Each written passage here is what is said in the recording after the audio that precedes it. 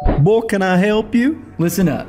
I'm bringing you the best content to ever exist in the door-to-door industry, from sales, leadership, recruiting, and personal development. Well, why would I need that? Because never before have we been able to collaborate with the top experts in their industries, sharing their secrets and techniques on what makes them the best. Wait, who are you? I'm your host, Sam Taggart, creator of the D2D Experts and D2D Con.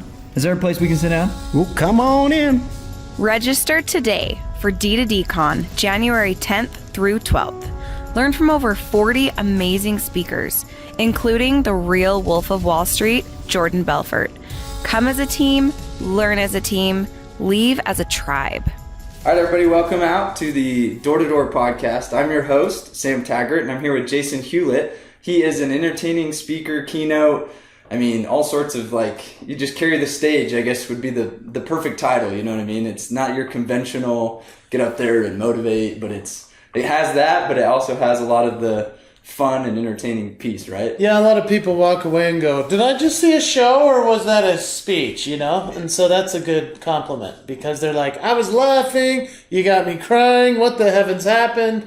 I was entertained. That's a good thing. I love it. So he's coming to Door-to-Door Con in January. What are you looking forward to speak to the door-to-door industry, I guess? I was just mostly looking forward to all the cards I'm going to get. If you were to say... Hey, buy from me, man! Yeah, come on! Have you ever done sales? No, not like that. I do sales every day. Every time I'm on stage, I get work. So my sales is being in front of people, right? Yeah. But doing the door-to-door, no. But I have done so many conferences where I talk about it. I go, yeah, you guys, I love your product. It's awesome. And I take it, or I have it, or I bought it. And I still get thousands of cards. It's the funniest thing. So people are funny. like, well, you got to call me anytime you need your help. And I'm like, oh, man. I'll just put these into Evernote. That is awesome. No, so it's a unique space. Obviously it's not your niche, and you're coming from the outside, and that's all the keynotes. All the keynotes are not industry people. We did that on by design, but I think it's exciting to get the entertainment and your young energy and your the message. And in this Facebook and in this podcast, we're gonna dive into kind of where you come from and what is some of your principles and messages that you love jamming on. So yeah, I'm cool, excited man. to dive into it. So let's talk to me kind of how you got into the whole speaking thing. Got into the speaking thing after my Mormon mission to Brazil. I guess the Church of Jesus Christ Latter-day Saints mission to Brazil. Came home as a 21-year-old and said, I think I want to be in Las Vegas and be an entertainer and be a speaker. And so I started working on my presentation. And the next thing I knew, I was hired in Las Vegas as a Legends in Concert performer. Really? As Ricky Martin, who was way before you were born, probably. No, I know Ricky Martin. He was the Latin lover, the bon shaker. I was Ricky Martin. So because you could pull the Brazilianness out of you. Yeah, right. Well, I looked like him with no beard, and before I gained my girth that I now have. But I was performing as him for a little while. That was fun, and impersonating him, doing his voice and makeup and the leather pants and all that. That was doing all his dance moves. So that was kind of fun. And then after that, I put together the Elton John impression. So I was Elton John on a cruise. When I was 18, I literally sang Crocodile Rockin' on the cruise ship, and I was all dressed up. It was funny, those that know, it was on Platinum. It was John Frampton. He's a big door-to-door guy. He was Elvis. We had a Ricky Martin on that cruise ship. So I had to kind of impersonate Elton John once too. So. Well, yeah, that Crocodile Rock song is something we'll do at the D2D Con. Really? Okay, yeah. Okay. And I might do the Ricky Martin as well, because it's kind of more of a comedy bit now. But I just say that everybody has a signature move, and that's all I'm doing is the signature moves of Ricky Martin and Elton John and so forth. But yeah, I started out my career that way, and then I morphed into doing lots of voices, from Alvin and the Chipmunks, to Louis Armstrong. What a wonderful world, so I did all these voices in one show. And eventually, Is it hard to like switch your brain to like this voice to this voice? well, I mean, not anymore. Yeah, I was it's gonna say, muscle like- memory, right? Yeah. It's just like in sales when you're like, you got your script down, but you can insert whatever Yeah. you want to customize the moment. And so when I'm on stage, it's just boom, boom, boom, boom. And then after a while, people would say, "We love your show. Can you speak on leadership?" And I was like, "Really? Yeah, well, yeah." So then I would come in and talk about how to become a legendary leader. I mean, it was very interesting, and utilizing the impressions that I could do of others and say, we all have a voice. We all have something which makes us unique. And how do we perform that? How do we become that? So that's where So where then it it's all kind of started. evolved from merging the entertainment with the message. Oh yeah, so I'm the only keynote speaker in the world that we know of that has been like a professional impersonator for this Legends in Concert that's also doing keynoting, that also can be a master of ceremonies, that has done Las Vegas headlining and other things like that. Does that make sense? It's kind of a crazy fusion That is of cool. all of these aspects. So I remember Park City. So we grew up, you were my parents' ward, and I remember, I don't know if it was at a church or we went to one of your performances, and this was when you were probably, I was probably 10, 11, so this is 20, I don't know, a long time ago. This is just 20 years ago, let's say. Yeah. And back then, kind of like, has there been any key pivotal moments in this journey that you can kind of pinpoint that like really is where you kind of took off versus like, was it just kind of a steady like, oh, they liked me, so I got a bigger gig and a bigger gig? Or was it like something you did that really shifted? That's a good question. And, you probably saw me right at the beginning, Yeah. of me creating these shows. Because you're my brother's age, right? Yeah, a little older, Older, a year or okay. two. But yeah, I was even doing impressions of Spence. Come on. He's like, and now here we go. Yes, I love it. So I love your family. So, doing all those shows and stuff, it was really just a matter of doing as many as possible. That's what it began with. And then eventually I had an opportunity in Las Vegas where they said, we want you to be a headliner at our hotel, and we're going to give you a good deal of money. You're going to be a name. Everyone will know who you are, very famous. That was like the path. And that was in 2004. So that was just, right probably around the time you were seeing me. And the problem with what they were offering was that they wanted me to change what my promise was to myself, that I would always have it be family-friendly material. And they wanted it to be different for their audience. Yeah. And we couldn't come to a compromise, and so I walked away from that life potential opportunity that would have changed everything for me, as far as fame and fortune and so forth. And I said, okay, I'm just going to go back to Utah, speak at schools, do county fairs, do beauty pageants, do corporate events, do whatever it takes to make a living, but be true to myself, keep my character strength, my moral character, and say, I'm going to do it this way. And so that's why a lot of people, especially at D2D, they might be like, well, who is this guy? But when you see it, you'll be like, oh man, that was crazy. Cool. I'm excited. Yeah. So let's talk a little bit about kind of the leadership aspect. So like your principles on, obviously you're coming from the speak engagements. Well, actually, before I ask this question, I had another question. Okay. A lot of people in our industry like the speaking and like getting on stages, and we do trainings, and some of these company events, it's like, it's us that we're the ones giving the keynotes, right? Yeah. So any advice to speaking tips? You know what I mean? Like us giving a training, whether it's in a classroom with a bunch of sales guys or if it's a company, like any speaking advice? That's cool. Yeah. You guys have this great way about you just to be able to get into a door. First of all, that's a great skill set. And then translating that to the stage is fascinating. What I might recommend is that you watch the people that you really want to be like, as far as TED Talks or others that if you're like a Gary Vee fan or Tony Robbins or Mel Robbins, these great speakers that we watch and we go,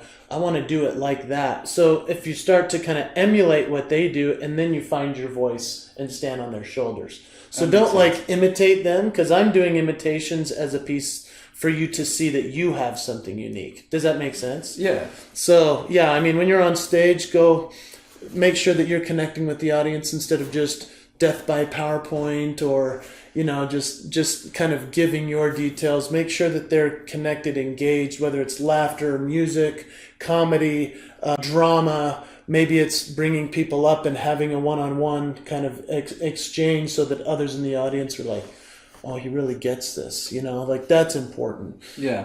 And because as a keynoter, I'm coming into any old conference around the world, right? Yeah. And I'm just inserting what I know about it, but to inspire the entire group, where you guys are specific to your industry. So, you guys can really deep dive, which is cool. Has there been times where you're like, man, I'm just not landing? Like, oh yeah, it's like, sure. And what do you do in that state? You know what I mean? Like, there was a time I spoke in Oklahoma for a roofing manufacturer the other day, and I was up there, and I'm like, they are just dead. I mean, this is like a bunch of dead old, like middle, like middle Midwest guys that just old farts, and I was just like, if you're listening, don't hate me for that, but no, but it was interesting, like. I spoke one day in Tulsa and then one day in Oklahoma City, and the Oklahoma City speech was way better. It was day 2. But day 1, it was like, man, I just can't. Come on, give me something, guys. Like, I kept prying. Okay, that is a tough one, and that's very, very normal. In fact, I did an event in Virginia about a year ago for a bunch of sales guys at like 7 a.m. in the morning at a Harley Davidson store, Yeah. And these guys did not want to be there. And so what was tough is it was the door-to-door salesman and the installers. And so it was like 2 completely different mindsets, right? Yeah. And so I'm up there doing what I had prepared that always works, and it didn't work. I'm doing impressions of, Sherry, babe, Sherry, can you come out tonight? And these guys are just like, what is this guy doing, man? I could just see it in their face. And so I had to quickly adjust and say, okay, no more music. They don't like this. Even when I was like, I hear the train a coming in, it's rolling around the bend. I'm trying everything, like, pick me up, love, from the bottom. I'm doing everything to get them, and they won't come. So I'm like, okay, no more music. Switch. Now we're going stories. Switch. Now we're going stories about our daughters, right? Or something that I finally got. The drama, like the emotion. Right. And so I just kept switching to find that place. Because I'm assuming you have like, here's my outline, and then you're like, obviously the outline's not working, so you have to kind of... You got to have, what I call it is a quiver if you're, to shoot some arrows. So you've got all these different arrows. Oh, that didn't land. All right, what about this? Boom. Oh, what about this? Oh, boom. Yeah. And then you're like, oh, that's the lane. We got to go down that way. Because do you see a lot of speakers that never really pivot? It's kind of like they just keep shooting the same arrow, and you're just like... It's not going anywhere. It's not going anywhere. But that's kind of their one thing, so they don't know how to do it. So that's what's cool about talking to sales guys, especially, is because that's their whole gig anyway. Yeah, we have to your house, if I knock this house or knock that house or that house, I'm entertaining in a sense, in a different fashion. That's right. You're a performer, man. No, and it's crazy. I think a lot of people don't associate sales and performance because they think like, well, I'm just a sales guy. I'm like, no, you're literally creating an emotion by performing a dialogue that creates these highs and the lows and gets them all excited. And then it's like the end, I'm sure in your speech, you have like your climax of like your close essentially, right? Yeah. If I want a standing ovation, or if I want them to be sold on what I just said, but I have to open that door, which is really, it's about storytelling. It's about creating a concern. If they open the door and you're just like, I got this and I got that, and they're like, But instead, if you're just engaging and you're like, you're able to create a fear, if you will, of something that you have the solution for, and you become kind of the Yoda, if you will, and to their Luke Skywalker, then they're like, oh, this guy can help me, right? Yes. That's what you're creating anyway, so... No, it's super true, and I think a lot of times people flip it, and they think that they need to be the Luke Skywalker on the stage, where in reality it's like you're just being the Yoda. Yeah. Like just being like, I'll bring the Jedi out of you. Yeah, that's right. Well said. Okay, so let's shift into leadership. So what are some of your principles that you love kind of sharing, or your philosophies on leadership and being the best leader?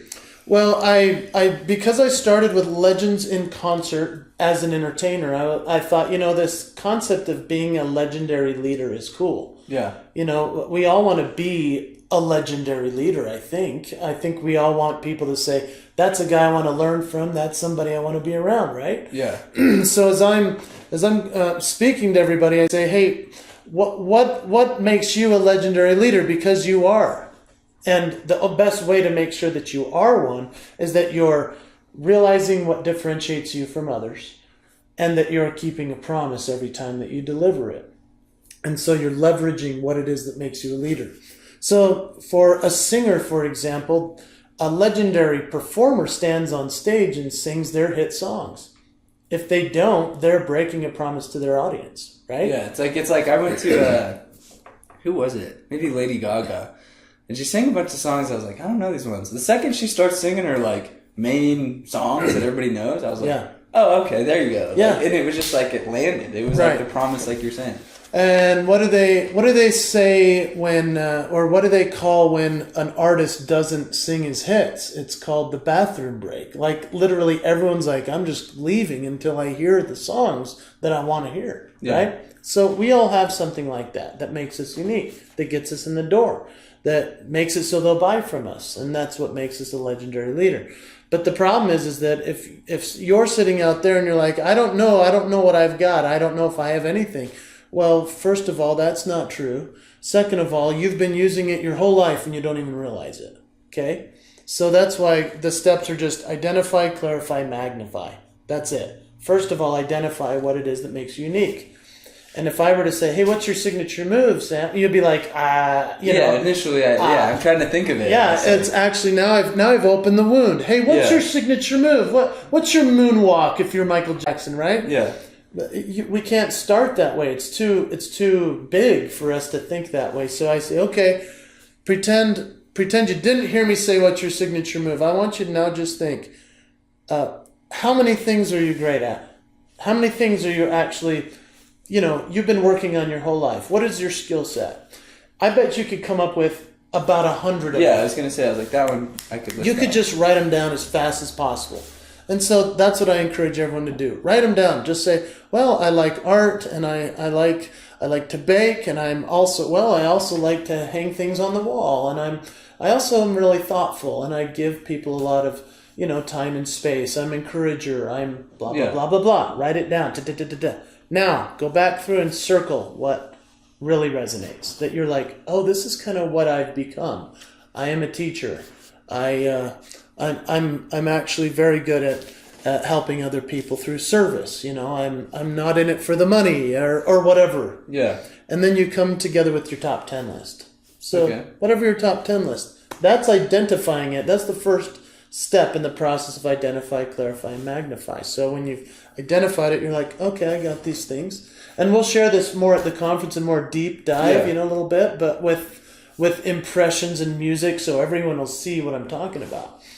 And then when you take your top 10 list, you just go, okay, now I'm going to ask other people and clarify what they see in me. Because if I think to myself, I go, I'm the funny guy. I make everybody laugh. That's my thing, right? My wife, that's not what she sees in me. She thinks I'm funny. But to her, what I stand out in that aspect is I'm a very caring, thoughtful person. I'm very much willing to do whatever it takes to help out. And so now if I ask her, it overlaps with some of the things I see in myself. Yeah. And then that starts to create what is my signature move. So there is one that's like really an interesting piece within Clarify, because if you ask the people you trust, your people you work with on your team, I mean, if you're the leader, you go, hey, why do you follow me? I think a lot of people don't ever ask that. No. We're always afraid that it's like, well, if I ask that, then it shows that I'm vulnerable and it shows that I'm, weak, or, we have this mindset of like, well, obviously I should know why they follow me. But in reality, it's like, I don't know why they follow me. Don't know. Yeah, it's like, I don't know. We're all reluctant leaders, I think, until we're actually put in the position and then we're like, why am I here? I mean, some of us, others of us are like, that's where I should have been all along, Yeah. But when you ask somebody that, instead of just saying all the time, hey, how can we improve? Because we're always asking, how can I improve? What can I do better? Well, okay, that's a great question. But what about, what am I great at? What do you see in me that I should be doing more of? Because that opens up the conversation with you to me and me to you. Yeah. We can both share it with each other, and then it's like everybody goes higher, right? Yeah, and there's a lot of times that your people or your team that you surround yourself with appreciates when you can have that conversation. Oh, You know, yeah. a lot of leaders avoid those conversations. Yeah, you know? which is a shame. Yeah. And then the final piece within Clarify, I just talk about, ask the customers you lost. Like, that's a really scary conversation. Yeah. I mean, when I used to do performances, and I would be done with it, and I would try to get the client to come back. I'd say, "Why aren't you coming back? You know, why? What is it?" And they would say, "Well, if I can be candid," and I'm like, "Be candid. Please tell me." And that's where you improve so quickly, is when you're asking those types of questions. So identify what it is in your own mind for you, clarify and refine that process with others, overlap, and then you start to realize, oh, this really is what makes me different. This is my signature move. And this is how I can magnify it. And that, once you discover that, you have to own it and leverage it and share it. Because, you know, if you find out what you've got and you don't share it, you're cheating the world of what you've got. No, and I think that happens so often. Yeah. People are afraid of judgment, or they want to be right, or they want to look good. And they're like, if I shine my signature move in this environment, I may be outcasted or look bad or whatever. And it's like, knowing that people can own their identity is like what's most beautiful. I mean, it's like, appreciate that. Totally, yeah, good, well said. But, you know, so many times we see that we have something great, and because, like you say, somebody else is like, oh, you know, then we hide our light. We cannot hide our light. Yeah. It's like walking down the hall at, you know, at a church or a school or at a business place, and you're not looking at people. Like, why do we do that? Why aren't we like smiling at every person we pass to brighten their day? Yeah. Because the light we shine is the light we receive, and people don't realize that until, you know, later in their life, and they're like, well, what did I do? Yeah. They can't identify it. They're like, Yeah. And then they're like, wait a minute. What if I would have done it this way? Yeah. Right. So let's switch gears a little bit to kind of this promise is more powerful than goals. Like, that's one of your big messages is like, you know, don't make a goal, make a promise. Right. And why does that resonate with you so much? Well, I mean, after you've discovered what your, you know, identify, clarify, magnify, to share that promise, you know, we could wake up each day and say, hey, you know, I'm gonna set a bunch of goals today, and I'm gonna go for them, and I'm gonna work really hard. And at the end of the day, if you miss them, you're like, oh, we tried, high five. Yeah. And then we just set another bunch of goals. But if you set a goal and you miss it, it's not that big of a deal. But if you make a promise and you break it, you have a problem, right? Yeah. Oh, 100%. So what are the promises that you're making? That's not to say, you know, I'm going to promise myself I'm going to make 100 sales calls today, because that might be unreasonable. Rather, could you say, I promise to myself on every single call I'm going to do these things. I'm going to be my best self, right? Yeah. And so what are the promises that you're making and potentially breaking? And that's not only to your customer, but to your family and to your team and to yourself. And so, you know, I would go to all these conferences, and they're like, we set all these goals in 2017, and now in 2018 we almost hit them. And, you know, and I'm like, man, guys, just make like a couple big promises and keep them. Yeah. You know, because goals are particulars, but promises are proclamations. So what are your proclamations right now?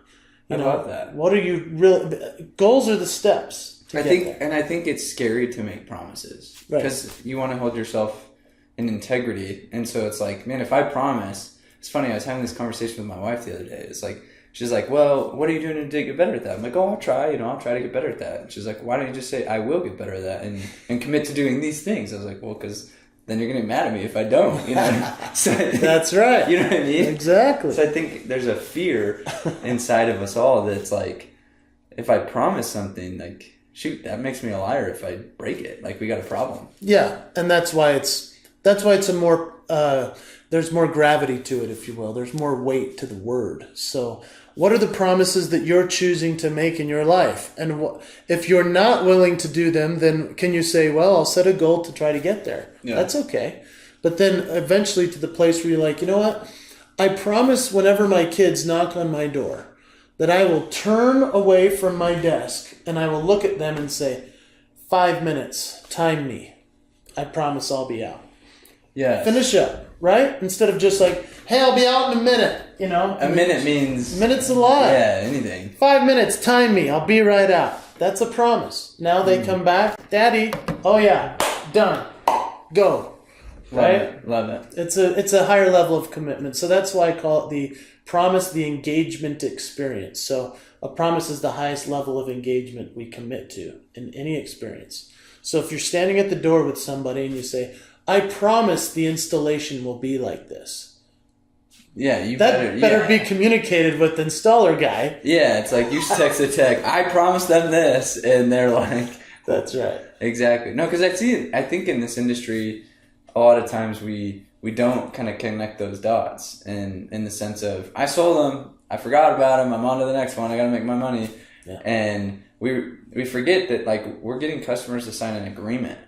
And it's like, that's an agreement, that's a promise, that's a contract that we have an end to that as well, just as much as they do to pay us, right? And so I think that a lot of times in sales or anything, like, we fail to realize that promise that we make as well. That's well said how you said that. I haven't thought about it that way, but we bought a motorhome for like $70,000 a couple years ago, and the sales guy was just our best buddy, you know, and he's like, here's my personal cell, and I never give this number out, call me anytime, and you know, and then we go sign the contract, we do the deal, I drive away, and something went wrong, right? Yeah. And the first second I'm driving, so I call this guy up, I'm like, hey man, something happened, and I got his voicemail, you know, and then I'm texting, and then I called again, and I'm like, hey, can I get a hold of you today or maybe next week or what do I do?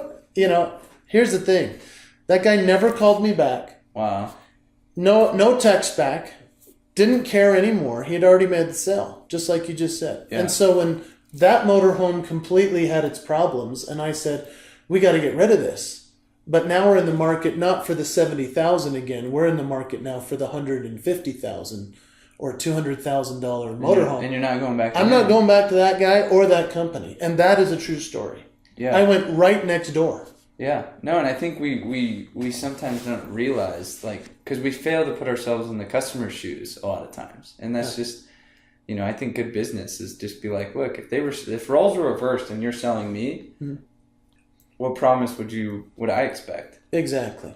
And, you know, really all that guy needed to do is just say, hey, look, call me. You know, he calls me back and he goes, hey, man, sorry to hear you're having a problem. Here's the direct line to the guy who can fix it for you. And that's it. He's the guy you always need to call, but I'm always here just in case. Done. I'm out of his hands. Yeah. Right? 100%. But he took care of me. So, so we kind of got to wrap up due to time. But, what? I know. So, how long is this supposed to be? We could go all day. I would like to jam all day. And Door-to-Door Con, obviously, we're going to get the more deep dive, the real version of it. Don't miss it. Yes. So go get your tickets, d2dcon.com. You know, they're on early bird right now. So if you're watching this live till the 15th, we have kind of an early bird pricing. But the last question I ask on all the podcasts are, if you were to give the door-to-door industry as a whole, or you can pick like the first year rep, or you can pick the leaders, like you can kind of pick like which part of that, or you could just say as a whole, what advice would you give it? Good one. I would say as a whole, establish the lifestyle that you need now, that you want to create for your life. So if you want to be a multi-millionaire, then work for that. Yeah. If you want to make enough to live and sustain yourself, then work for that. But if you establish now your lifestyle and where you want to be, that allows you to then say, this is what I have as far as time for work and time for family. Because what happens so often is we're working, and we say, someday I'll have time for family. Someday I'll have time for family. The core of my message is family. It's promise and commitment to family. So if I have anything to say to the entire industry, to the entire world, it is, what is your promise to your family? I love that. Because this is, I mean, in this job, it's very easy to become one-track minded. You know what I mean? It's like, what's the next dollar? Where's the next sale? Where's the next recruit? Like, so that's cool. It's just establish your lifestyle you want. Yeah. So then you can make that promise to family. Because so often I've seen guys chase, and guess what? Eventually you hit the top of the mountain and man, you're going to fall. You're going to crash. And that's not to say you shouldn't reach the top, but think about it. 80% of deaths happen on the descent. So don't allow the descent to kill you because it forced you off the top of the mountain. Establish up front, I'm going to hit the top, I'm going to celebrate, and I'm going to make a safe descent back down to the valley. That's why I say the descent is the greater ascension. Meet me in the valley of home. Because when we're up at the very top, when we're ascending and we're getting there to where we've always wanted to go, we can't forget the people that are back home. We can't forget our faith, our values, our reason for doing it. Yeah. And so I'm sharing this message around the world. I love that. Yeah, it's very I special. love that. The descent is the greater ascension. Nobody's talked about it. I'm writing the book. It's almost done. Oh, I was gonna say. I was like, that's like you could like core down us. Like, dang, I'm gonna steal that. I'm giving you lots of good nuggets here. But I love it. You guys don't want to miss this. It's going to be so awesome. Cool. So. Well, thank you so much for your time. This has Thanks, man. been a pleasure. Thank you so much. Okay, share this, like this, give them some love. Peace.